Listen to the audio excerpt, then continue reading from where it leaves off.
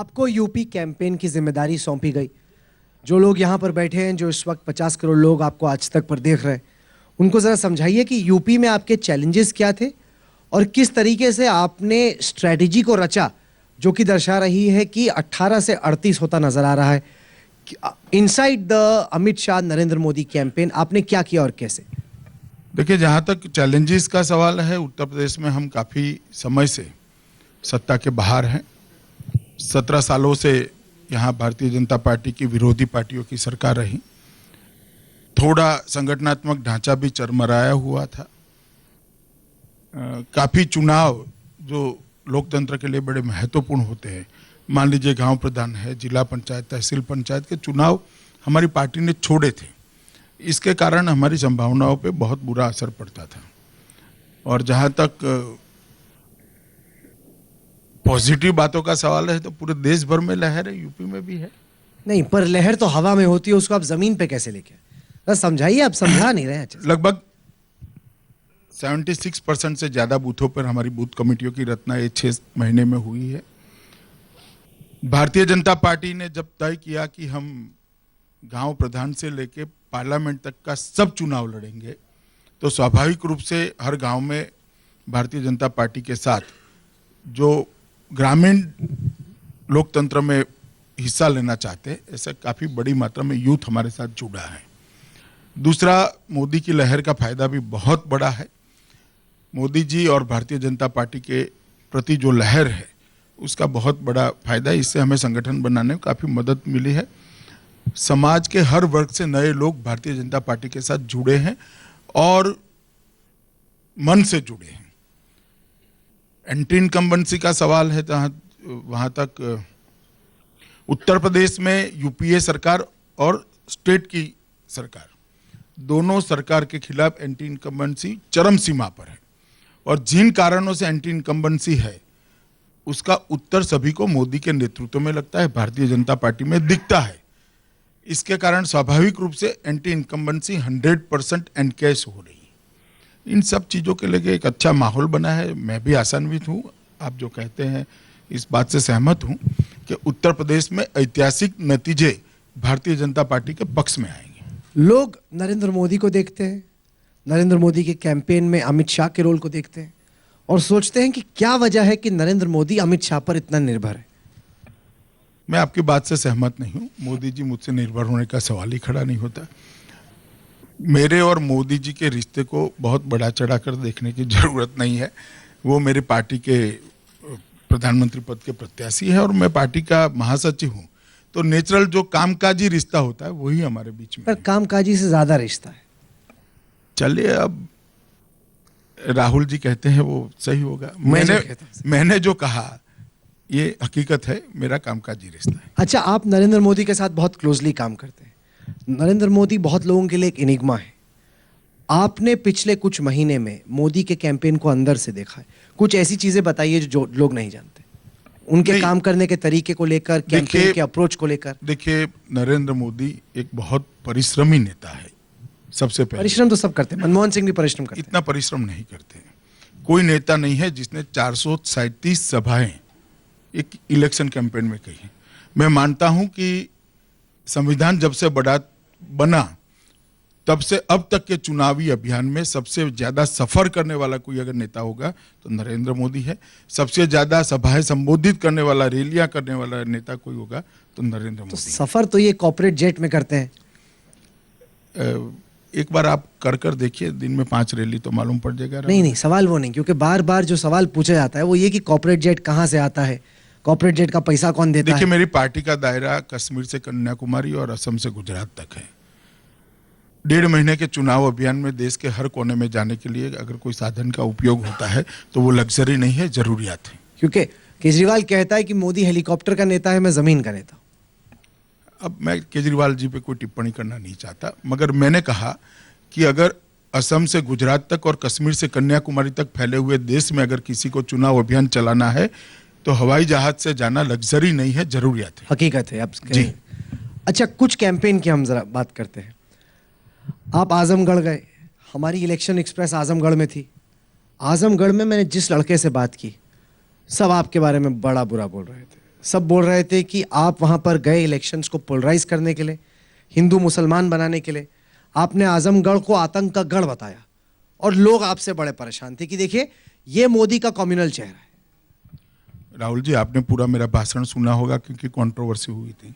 आप मुझे बताइए इसमें कॉम्युनल बात क्या है? नहीं, आपने एक जगह को स्टीरियोटाइप कर दिया। आपने कहा मगर कि उसमें आतंक का गढ़ है।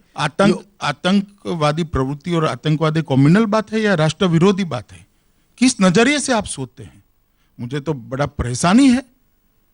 आतंकवाद की समस्या को उठाना भी अगर कॉम्युनल चीजों से जोड़ दिया जाता है, कैसे देश को नहीं, पर सुरक्षित आप लोगों को स्टीरियोटाइप कर रहे हैं ना। सबको आप एक पूरे इलाके को आपने आतंकवादी बोल दिया, नहीं पूरे इलाके को आतंक का गढ़ बोल दिया। आप मेरी बात को पूरा सुने नहीं, या तो आप जानबूझकर ये बात करें।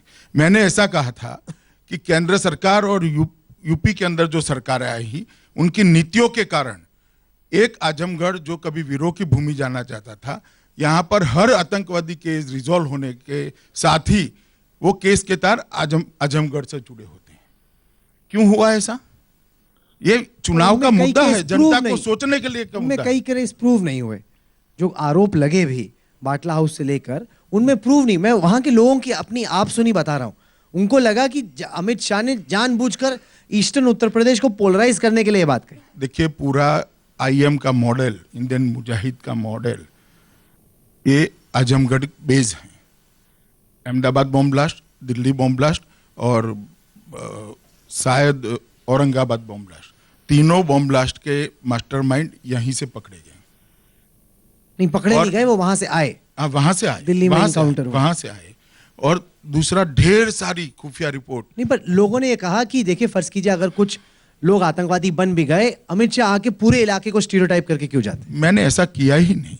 मैंने ऐसा किया कि ये लिबरल अप्रोच टुवर्ड्स टेररिज्म जो है, इसके कारण यहाँ आतंकी प्रवृत्ति बढ़ी है, ये कहने का मेरा अर्थ था। अब किसी चीज को एक्सटेंड कर कर खींचते रहना है तो आप खींचते रहिए। अच्छा, मैंने जो बोला इसको आप दोबारा लोगों के सामने रखते हैं, अच्छा है, मैं मानता हूं मैंने ठीक ही बोला है। अमित भाई, ये बताइए कि हर बार विवाद में आप ही क्यों फंसते हैं? हर बार कंट्रोवर्सी से आपका चोली दामन का साथ है। हर बार आप आगे आगे, कंट्रोवर्सी आपके पीछे पीछे, ऐसा क्यों होता है? चलिए, अगर आप ग्रहों की स्थिति में मानते होंगे तो कोई ग्रह की ही दशा होगी। ग्रह मैं तो क्या कर सकता हूँ? ग्रह तो बहुत देर से है, ग्रह तो चेंज होते रहते हैं। आपके ग्रह तो शुरू से ही ऐसे लग रहे हैं मुझे। नहीं, जन्म के जो ग्रह होते हैं वो अपने आप पूरा किसी जीवन ज्योतिषी ने प्रभाव। आपको कभी बताया कि आप नहीं, ज्योतिषी ने नहीं बताया, आप पूछते तो मुझे तो विवाद का कारण वो को नहीं दिखता। नहीं, क्योंकि हर बार इलेक्शन कमीशन के साथ भी आप ही फंसे। जहां आपने बोला बदला बदला, आपने माफी भी मांगी, उनको समझाया, पूरा कॉन्टेक्स्ट दिया। बाकी लीडर तो कोई कंट्रोवर्सी में नहीं फंसता। अमित शाह हर बार क्यों फंसता है? फेक इनकाउंटर की कंट्रोवर्सी से लेकर ये इलेक्शन कमीशन के बवाल तक हर बार अमित शाह ही क्यों फंसता है? देखिए, विवाद का एक कारण मैंने बहुत सोचा है, ऐसा नहीं है कि मैंने भी नहीं सोचा है। विवाद का एक कारण ये होता है कि मैं अपनी राय रखने में बेबाक होता हूँ। बाकी नेता नहीं रखते। हो सकता है न रखते हो। तो आप सीधे बैटिंग करते हैं, बाकी छिपा छिपा के। चलिए राहुल जी, आप जो कहे, मैं अपनी राय देने में कभी संकोच नहीं करता। नहीं, क्योंकि हर बार, क्योंकि कुछ लोगों को लगता है कि आप कभी कभी वो चीजें कहते हैं, जो चीजें करते हैं जो मोदी ना कह सकता है ना कर सकता है, कि जो डर्टी ट्रिक्स डिपार्टमेंट है मोदी का, वो आप संभालते हैं। देखिए, मेरी जो चीजें हैं उनको मोदी जी के साथ जोड़कर देखना ठीक नहीं है। तो आप कह रहे हैं कि जब आप जैसे बयान देते हैं या कुछ, जैसे आप अयोध्या गए, अयोध्या में आपने बोला कि आप चाहते हैं कि राम मंदिर यही बना। तो मैं अभी भी कहता हूं। नहीं, क्योंकि बीजेपी ने कहा कि हमारे लिए इलेक्शन इशू नहीं है। देखिए, मैं आपको बता दूं मैंने क्या कहा। मैंने अयोध्या में ऐसा कहा कि रामलल्ला के सामने मैंने प्रार्थना की है कि ये देश कांग्रेस मुक्त बने और सबकी सहमति से यहाँ जल्दी से जल्दी भव्य राम मंदिर का निर्माण हो। चलिए, मैं आज भी कहता हूँ ये। तो अगर फर्ज कीजिए बीजेपी की 16 मई के बाद सरकार बनती है, तो क्या राम मंदिर, आर्टिकल 370, यूनिफॉर्म सिविल कोड, ये आपके एजेंडे पे होगा? हमारे चुनावी घोषणा पत्र में ऑलरेडी है राहुल जी। नहीं, पर देखिए, घोषणा पत्र में बहुत सारी चीजें हैं। कुछ प्रायोरिटीज होती हैं, कुछ नॉन प्रायोरिटीज होती हैं। प्रायोरिटी तो जब सरकार चलती है, सरकार के सामने चैलेंज आते हैं तो अपने आप प्रायोरिटी तय होती जा रही है। हमारा जो एजेंडा है, चुनावी घोषणा पत्र है, उसमें सब बातें जो आप बता रहे हैं वो है। नहीं, वहां तो बहुत लंबी धोबी लिस्ट है, नहीं, बहुत सारी चीजें हैं उसमें ये भी है। हाँ, नहीं, वही मैं पूछ रहा हूँ। जैसे फर्ज कीजिए कुछ बीजेपी के नेता कहते हैं कि कश्मीर में आर्टिकल 370 को हमें चेंज करना चाहिए। आपकी राय तो है कि चेंज होना चाहिए, लेकिन क्या ये सरकार की प्राथमिकता रहेगी अगर आपकी सरकार बनती है तो? देखिए, जब से भारतीय जनसंघ बना और बाद में भारतीय जनता पार्टी बनी, तब से आर्टिकल 370 नहीं होना चाहिए हमारी पार्टी का स्टैंड है और हमारी पार्टी आज भी उस स्टैंड पर कायम है। दुर्भाग्यपूर्ण बात है कि आर्टिकल 370 को कम्युनल मानकर चला जा रहा है। आर्टिकल 370 और कम्युनलिज्म का कोई लेन देन नहीं है। नहीं तो आप बदलने की कोशिश करेंगे इन चीजों को? मैंने कहा हमारे घोषणा पत्र में है, तो स्वाभाविक रूप से भारतीय जनता पार्टी ने घोषणा करी है कि हमारी सरकार बनती है तो किन चीजों पर सरकार तवज्जो देगी। नहीं, आप समझ रहे हैं मैं क्या कह रहा हूं, लेकिन फिर भी आप ना समझ पा रहे। आप भी समझ रहे मैं क्या कह रहा हूं। सरकार ने एक पूरा घोषणा पत्र देश की जनता के सामने रखा है। अब भारतीय जनता पार्टी की सरकार बनती है तो हम ये करेंगे। अब बाद में इसको पूछना ही मुझे लगता है बेईमानी है, क्योंकि बहुत सारे ऐसे लोग हैं जो बोलेंगे कि इससे जख्म को कुरेदा जाएगा, कि अगर इन चीजों को ना छेड़ा जाए, मोदी और अमित शाह और बीजेपी का फोकस गवर्नेंस पे हो, डेवलपमेंट पे हो, ग्रोथ पे हो, जॉब्स पे हो, वो बेहतर है। ये वो चीजें हैं जो कि देश को बांटती हैं या जो फिर देश में तनाव पैदा कर सकती है। मैं मानता हूं कि तनाव पैदा करने का जहां तक सवाल है, इन आर्टिकल 370 से तनाव पैदा होने का सवाल ही नहीं, एक बात। और दूसरी बात, गवर्नेंस और हमारा पूरा चुनाव घोषणा पत्र, दोनों में कोई अंतर्विरोध नहीं है। गवर्नेंस की भी पूरी बातें अंदर रखी गई है और पार्टी का जो हमारे सालों से मुद्दे रहे हैं वो भी रखे गए। नहीं, मैं सीधा सवाल पूछता हूं, अगर फर्ज कीजिए सरकार बनती है तो क्या आप यूनिफॉर्म सिविल कोड लाने की कोशिश करेंगे? देखिए, सरकार बनती है तो हम क्या करेंगे, उसी को चुनाव घोषणा पत्र कहते हैं। तो उसमें तो है यूनिफॉर्म सिविल कोड। तो मैं यही तो आपको कब का कह रहा हूं। तो उसको आप लाने की कोशिश करेंगे? देखिए, चुनाव घोषणा अगर बीजेपी को फुल मेजोरिटी मिलती है तब, अगर मेजोरिटी से कम रह जाए तो तब भी? देखिए राहुल जी, मेरी पार्टी की सरकार बनती है तो हम क्या करेंगे, वो सब हमने चुनाव घोषणा पत्र में कहा हुआ है। अच्छा, ये बताइए कि वाराणसी में चुनाव हो रहा है, केजरीवाल ने बड़ा रोड शो निकाला। केजरीवाल कह रहे हैं कि अमित शाह की, नरेंद्र मोदी की सांसें फूली हुई हैं, इसलिए आप यहाँ पे तैनात हैं। हमने देखा मध्य प्रदेश से लीडर्स आए हुए हैं, हमने देखा कि जेटली जी और आपने कल धरना दिया वहाँ पे। वो कह रहे हैं कि क्योंकि केजरीवाल का जो कैंपेन है वो मोमेंटम पकड़ रहा है, इसलिए आप लोगों की हवा टाइट है। जहां तक मेरा यहाँ आने का या जेटली जी और बाकी वरिष्ठ लोगों का यहाँ आने का सवाल है, चुनाव अब कुल मिलाकर 32 सीटों पर सिमट कर रह गया है और वो सभी सीटें पूर्वांचल की है और वाराणसी उसका मुख्य मथक। और कार्यकर्ता ज्यादा दिखने का कारण भी यही है और वो कार्यकर्ता आसपास की सीटों में सुबह जाते हैं और शाम को यहाँ चले आते हैं। जहां तक डरने का सवाल है, मोदी जी का नामांकन और कल मोदी जी जब कार्यालय से हेलीपैड से कार्यालय गए, वो रास्ते पे लोगों का स्वयं स्फूर्त आ जाना, ये दोनों घटनाएं चुनाव कौन जीत रहा है वो बताने के लिए काफी है। नहीं, पर खुद ब खुद थोड़ी लोग आए। आपके लोगों ने बताया कि इतने बजे आएंगे, यहाँ पे आएंगे, आप लोग लेके आए, फिर लोग आए, खुद थोड़ी आ गए। नहीं, बताने से कोई आता नहीं। जब नेता पे स्नेह होता है, नेता को लोग चाहते हैं तभी आते हैं। नहीं तो 42 आप एक घोषणा कर दीजिए कि आप यहां से वहां जाएंगे गाड़ी लेकर, मैं देखता हूं कितने लोग आते हैं। नहीं आएंगे भैया। जब नेता पे स्नेह होता है, नेता पे प्यार होता है, नेता की स्वीकृति होती है, तो वही लोग अपने घर से बाहर आकर रोड पर आते हैं। हमारी इलेक्शन एक्सप्रेस जहां जहां गुजर रही थी, खास तौर से पश्चिमी उत्तर प्रदेश में हमने देखा, बाकी जगहों पे हमने देखा कि जो मुस्लिम समुदाय है इस वक्त, वो अमित शाह के नाम पर, मोदी के नाम पर, बीजेपी के नाम पर भयभीत है, खौफजदा है। उनको लग रहा है कि अगर मोदी अमित शाह की सरकार बन गई तो उनके साथ बड़ा बुरा होगा। अगर ये भय नहीं, अगर नहीं, ये भय है। नहीं, मेरी बात मान ली, मुझे सुन लीजिए ना। आपने पूछ लिया, मैंने सुन लिया, अब मेरा जवाब आप सुनिए। अगर ये भय बना भी है तो एक भ्रांति के कारण बना है और सरकार बनने के बाद हमारी ही जिम्मेदारी है कि इस भय को हम निरस्त। आप मानते हैं कि आपकी जिम्मेदारी है? हमारी जिम्मेदारी है भय को निरस्त करना। कैसे करेंगे भय निरस्त? कुछ करेंगे ही नहीं। जो बताया गया है, प्रचारित किया गया है, तो अपने आप भय चला जाएगा। भय रखने का कोई कारण ही नहीं किसी को। क्योंकि एक प्रचार हुआ है कि अगर ऐसा होता है, सरकार बनती है तो अल्पसंख्यकों को प्रताड़ित किया जाएगा। जब सरकार अल्पसंख्यकों को प्रताड़ित नहीं करेगी, भय अपने आप दूर हो जाएगा। नहीं, क्योंकि उसमें कोई ज्यादा काम करने की जरूरत नहीं है। जैसे मैंने मौलाना महमूद मदनी से सीधी बात की, उन्होंने कहा कि मोदी जी को मुस्लिम कम्युनिटी को रीच आउट करना चाहिए था। ये जो उनकी आशंकाएं हैं, जो उनकी चिंताएं हैं, उनको दूर करना चाहिए था। उन्होंने कहा कि ये ना करके नरेंद्र मोदी को जितना रीच आउट करना चाहिए था उन्होंने नहीं किया। देखिए, सबसे पहली बात, मैं और मेरी पार्टी वोटर्स को हिंदू मुसलमान में डिवाइड कर चलना नहीं चाहते। आप जो जिसको सेक्युलरिज्म कहते हैं उसमें क्या आता है मुझे मालूम नहीं, मगर मैं जिसको सेक्युलरिज्म मानता हूं उसमें वोटर का कोई धर्म नहीं होता, हर व्यक्ति नागरिक होता है, एक बात। और जहां तक रीच आउट करने का सवाल है, हम काम से रीच आउट करेंगे, उनके साथ कोई अन्याय न होने देने की जिम्मेदारी को का वहन करके रीच आउट करेंगे। शब्दों से रीच आउट करना नामुमकिन है, क्योंकि इतना बड़ा अपप्रचार का एक आंधी चला है, इसमें शब्दों का कोई महत्व नहीं नहीं नहीं, शब्दों का महत्व है, एक्शंस का महत्व है। जब लोग डरे हुए हैं तो आप जाके कंधे पे हाथ रखते हैं, कहते हैं कि नहीं डरने की जरूरत नहीं है, मैं आपके सुख दुख में आपके साथ हूं। ऐसा नहीं किया, इस वजह से भी एक्शंस को लेकर सवाल खड़ा हो। चलिए आप मान सकते हैं ऐसा नहीं किया, मगर मैं निश्चित मानता हूं कि वोटर्स को हिंदू मुसलमान में बांटना नहीं चाहिए। नहीं, पर वोटर्स क्या इस देखिए वोट देने की जो प्रक्रिया है, इसका रिलीजन के साथ कोई लेन देन नहीं है, उसको हिंदू मुसलमान में बांटकर नहीं देखना चाहिए। भारतीय जनता पार्टी की सरकार बनती है, नरेंद्र मोदी की सरकार बनती है, तो अपना तय मानकर चलिएगा। आपके माध्यम से मैं पूरे देश को कहना चाहता हूं कि एक भी नागरिक के साथ अन्याय नहीं होगा, चाहे वो किसी भी धार्मिक फिलोसॉफी को फॉलो करता हूं। हमारी एक थ्योरी है, मैं आपके सामने रखना चाहता हूं, वो ये कि जब मोदी सोचते हैं कि क्या किसी मुसलमान को टिकट दी जाए, गुजरात के असेंबली इलेक्शंस के दौरान 182 सीटें थी, आपने किसी को टिकट नहीं दी। अभी भी बीजेपी में मुस्लिम उम्मीदवारों की टिकट बहुत कम है।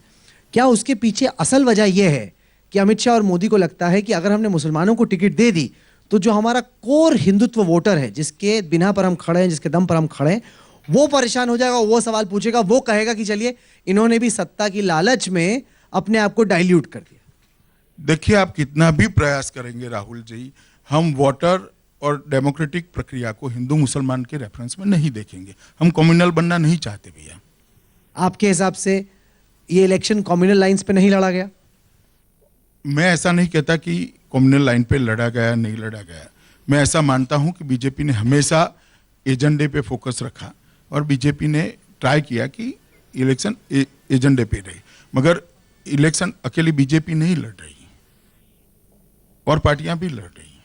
क्योंकि जमीन पर हमने देखा, जहां रैली के स्टेज से नरेंद्र मोदी हमेशा विकास की, जॉब्स की, ग्रोथ की बात करें, जमीन पे चाय के नुक्कड़ पर हमने देखा, जब पंचायत हो रही है या चर्चा हो रही है, हमने वहां पर लोगों में देखा कि वहां पर कह रहे हैं कि देखिए सपा की सरकार ने किस तरीके से एक समुदाय को प्रेफर किया, इस वजह से आपको कुछ कर, तो वो फीलिंग एक क्रिएट की जा रही थी, कोशिश की जा रही थी।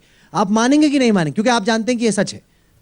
देखिए मुझे कहने में कोई दिक्कत नहीं है, मैं चाय की दुकान पे क्यों अभी कहता हूं कि समाजवादी पार्टी ने भेदभावपूर्ण रवैये से सरकार चलाई है और वोट बैंक की राजनीति करी है, जो ठीक नहीं है। आपने हिंदू पोलराइजेशन की कोशिश की। हिंदू पोलराइजेशन का सवाल नहीं है, सरकार ठीक नहीं चल रही है बताने का मेरा धर्म है। मैं जब सरकार बदलने की बात करता हूं, ये पार्टी ठीक नहीं कर रही है कहने का मेरा अधिकार है। अच्छा ये बताइए कि अगर आपकी मिशन 272 जो बीजेपी का खुद है, वो अगर सफल ना हो और थोड़ा सा लटक जाए कम, तो जयललिता, मायावती और ममता बनर्जी में आप किसको पसंद करेंगे और क्यों? देखिए पहली बात तो मैं पूरे चुनाव की घोषणा के पहले से ही चुनाव की प्रक्रिया में इन्वॉल्व हूं।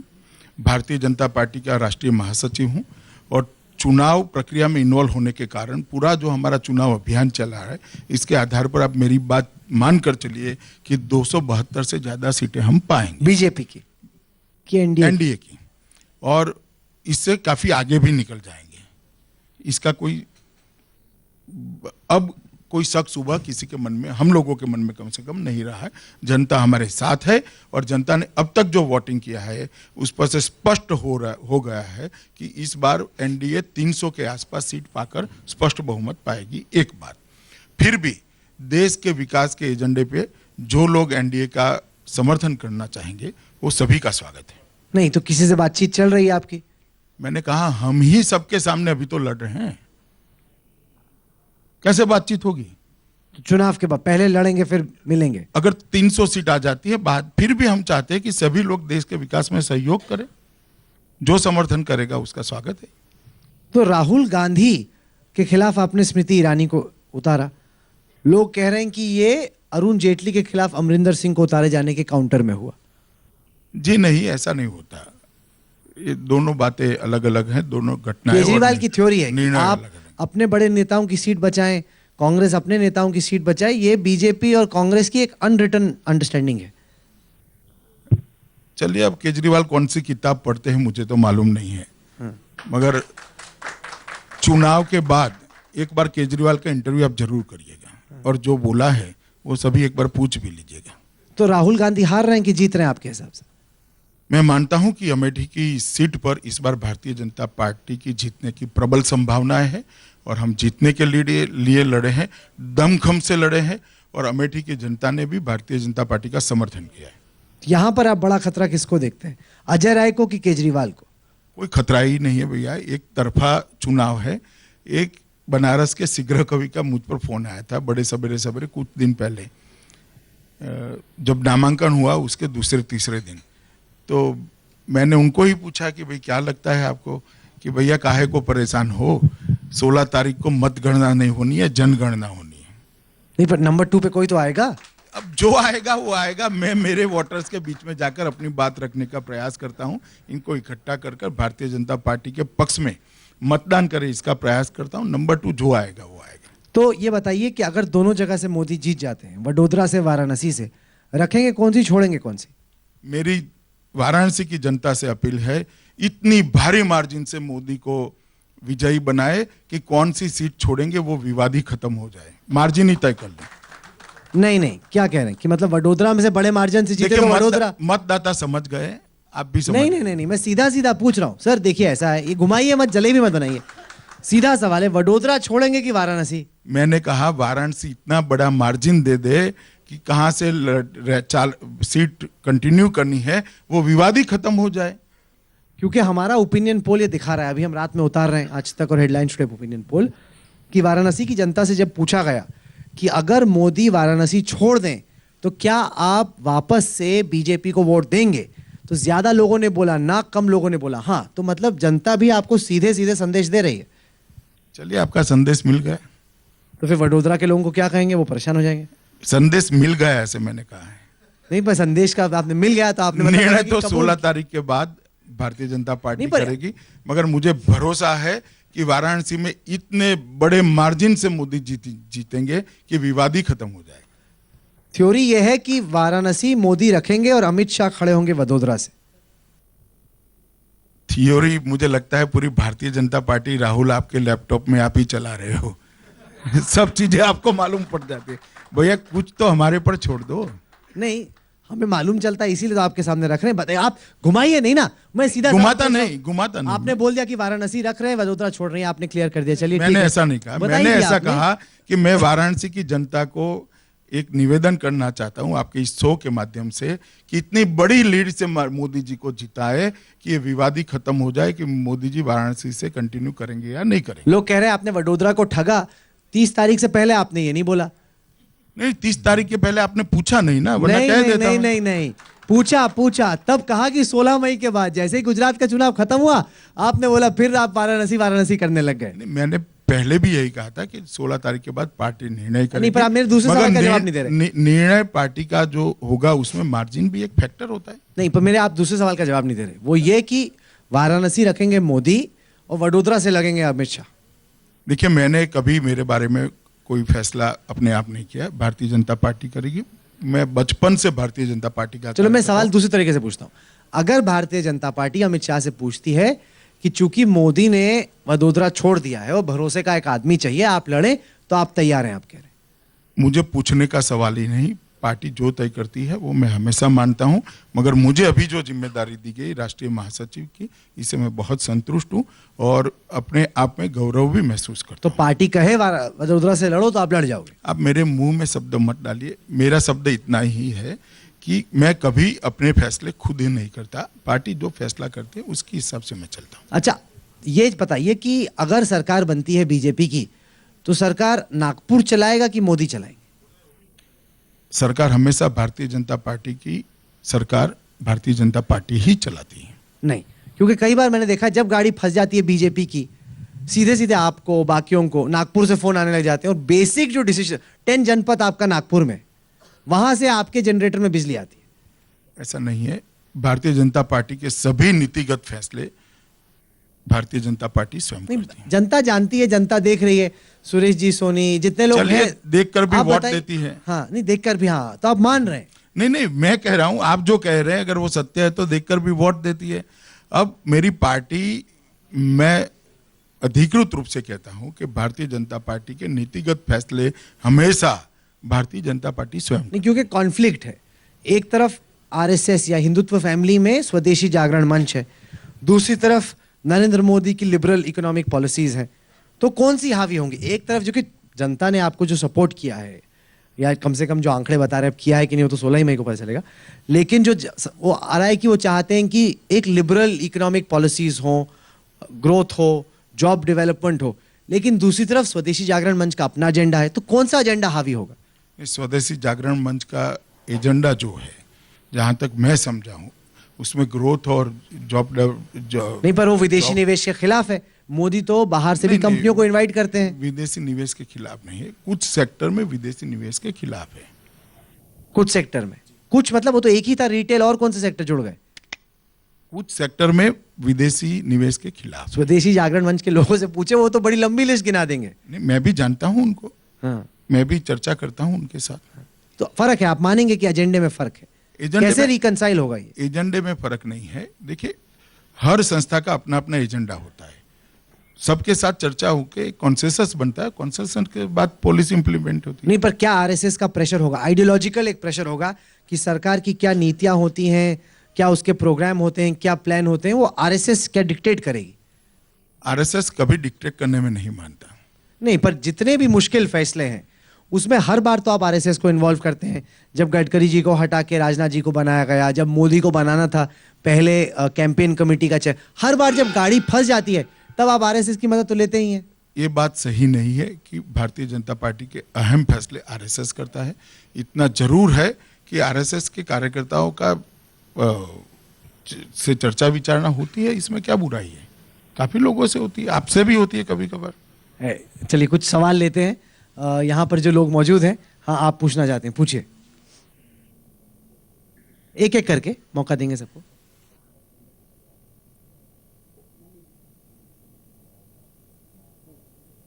नहीं, ये नहीं चल रही, दूसरी माइक दीजिए प्लीज। आइए फटाफट दीजिए।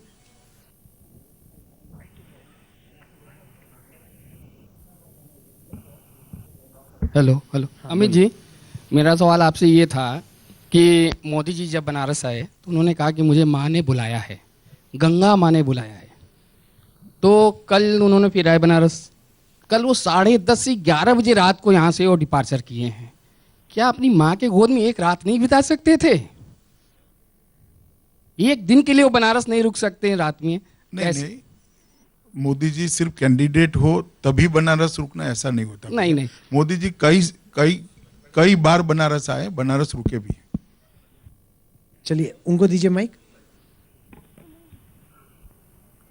अमित सिंह सर, हम ये पूछना चाहते हैं कि अगर बनारस से जीतते हैं मोदी जी, आप इतने दिन से इलेक्शन कैंपेन कर रहे हैं, रह रहे हैं, जहाँ से 3 से 5 लाख की आबादी का ये शहर है, 35 लाख लोग रहते हैं। कितना प्रॉब्लम है हमारे पास, इंफ्रास्ट्रक्चर नहीं है। और इस संसद क्षेत्र ने हमेशा बीजेपी को प्यार किया है, विधायक हमने दिए, सांसद हमने दिए, महापौर हमने दिए, लेकिन आज भी हमारा बनारस शायद कोई भी देख ले तो इतना पिछड़ा हुआ, सबसे प्राचीन शहर होते हुए भी सबसे पिछड़ा हुआ लगता है। और वहीं अगर हम बीएचयू चले जाएं तो देखते हैं उसके अंदर हम कहीं लगता है कि हम कोई इंटरनेशनल जगह पे पहुंच गए हैं। तो हमारे साथ ऐसा क्यों है? हमने बीजेपी को प्यार किया और उसके बदले में हमें कुछ नहीं मिला। देखिए, जहां तक बनारस के विकास का सवाल है, वो प्रायोरिटी होनी ही चाहिए, होगी ही, इसमें किसी ने तो आशंका डॉक्टर जोशी ने क्यों नहीं किया कुछ? आशंका रखने की जरूरत नहीं, ऐसा नहीं है डॉक्टर जोशी ने नहीं किया। डॉक्टर जोशी के कार्यकाल में ही लगभग 8,500 करोड़ रुपए की ग्रांट यहाँ पर इम्प्लीमेंट के लिए आई। इम्प्लीमेंटेशन एजेंसी स्टेट गवर्नमेंट थी, थोड़ा लेट हुआ।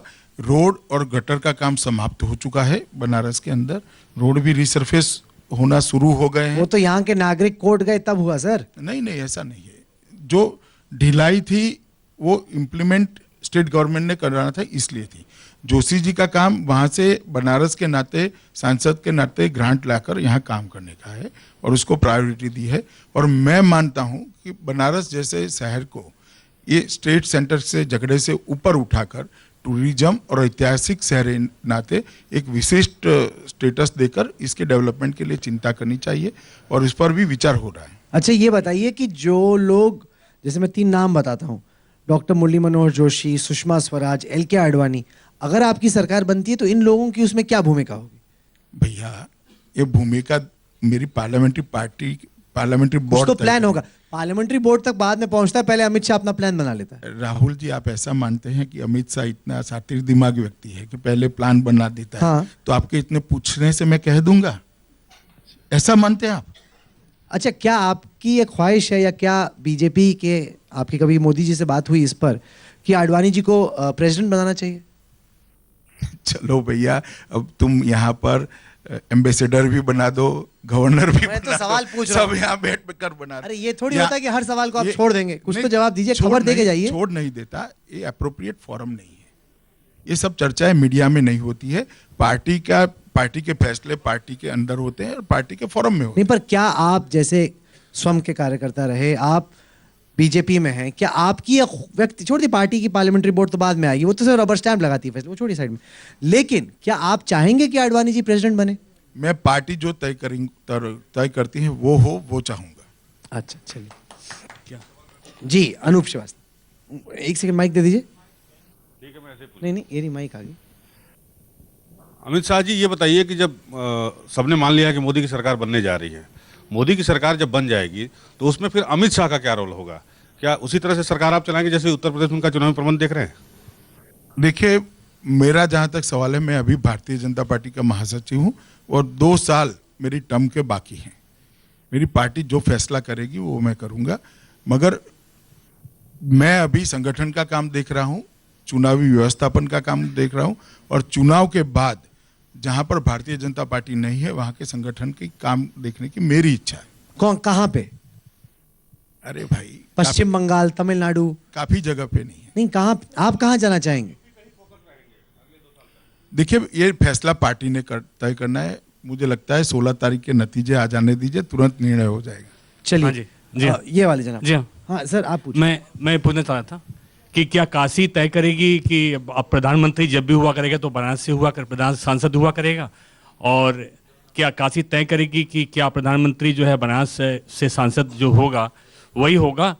और दूसरी बात, क्या बनारस की बनारसी कल्चर हमारे प्रधानमंत्री बन जाने के बाद क्या हमारी बची रहेगी?